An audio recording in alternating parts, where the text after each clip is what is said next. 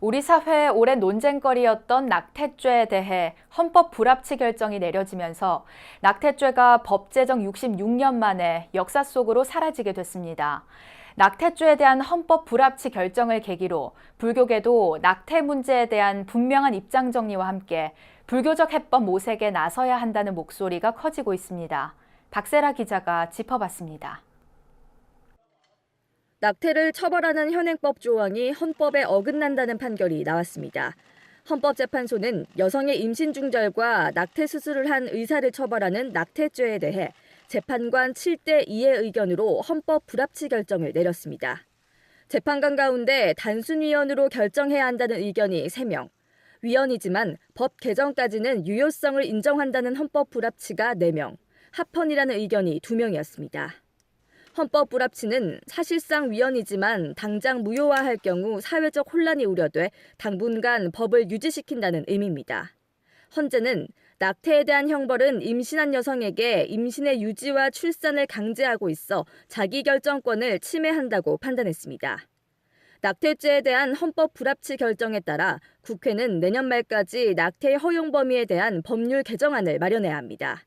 만약 법을 개정하지 않으면 2021년부터 낙태죄 규정은 폐지됩니다. 헌법 불합치 결정을 하신 것은 이후에 입법을 통해서 현재 위헌 상황을 해결할 수 있도록 헌법 불합치 결정을 하였고요. 낙태죄에 대한 헌법 불합치 선고가 나오자 헌재 정문 앞에 모인 찬반 단체들은 희비가 엇갈렸습니다. 낙태죄 폐지에 찬성하는 시민단체들로 구성된 모두를 위한 낙태죄 폐지 공동행동은 여성을 인구 조절 도구로 사용해온 역사를 종결했다며 크게 환영했습니다. 개신교와 천주교 등을 중심으로 낙태죄 폐지를 반대하는 단체는 헌재가 불과 7년 만에 다른 판결을 내놨다며 낙태는 살인이라고 비판했습니다. 이웃 종교계와는 달리 불교계는 낙태에 대한 분명한 입장 표명을 하지 못하고 있습니다. 지난해 8월 조계종 화쟁위원회는 낙태에 대한 불교적 해법을 모색하는 토론회를 열어 뒤늦게 의견 수렴에 나섰습니다. 토론회 참가자들은 낙태와 같은 사회 문제를 불교적 해법으로 풀어나가야 한다고 강조했습니다. 보살은요, 중생을 인도하고 끌고 가는 게 보살이 아니라 중생을 따라가 주는 게 보살이에요. 그렇게 했을 적에 이 보살은 과연 이 세간의 문제에 어떤 방식으로 관여할 것인가.